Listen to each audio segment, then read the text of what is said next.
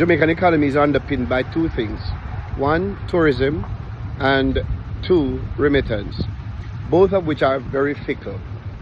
I say this to say that these are not things that are totally in our control.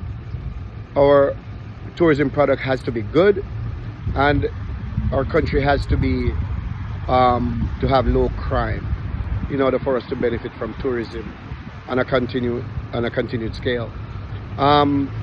When it comes to remittance is basically just the goodwill of people living abroad sending money over to Jamaica. Now, if those people can't find work or they're having a hard time wherever they are outside of Jamaica, it makes it harder for them to send money because they have less disposable income.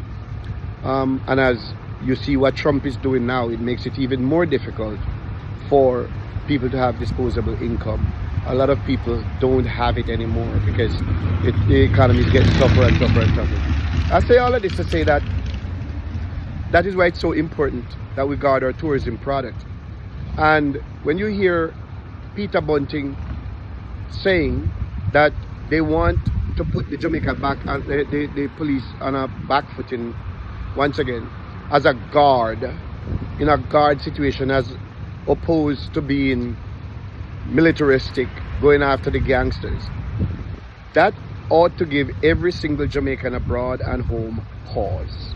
It ought to give everybody pause. Under what circumstances would any person who wishes a nation well want to see an upsurge in criminality, an upsurge in violence, an upsurge in the unaliving of Jamaicans? How does that make sense to even the PNP? When the PNP was in power,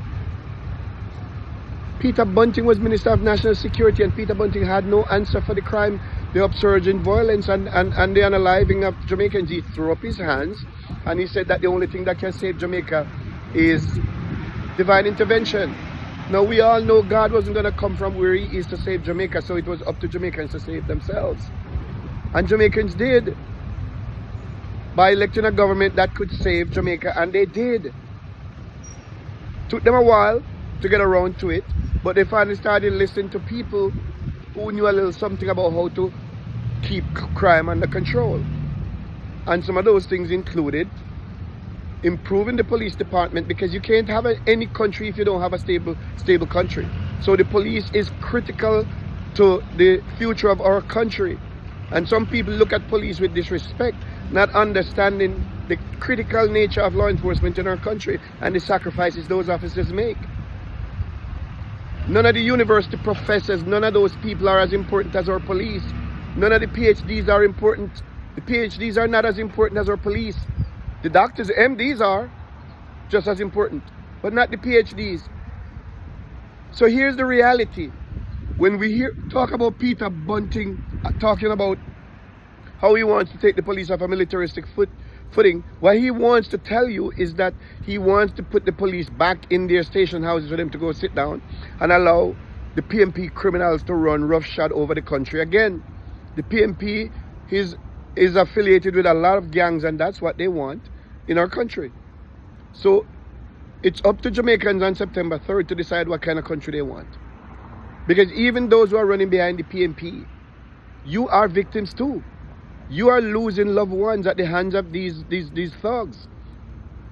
So you decide what kind of country you want. It's up to you. It's in your hands. That anybody could vote for the People's National Party is beyond me. That anybody could support the People's National Party is beyond me. At some point in time, we got to start using the brain in our heads to think, and not just to wear caps.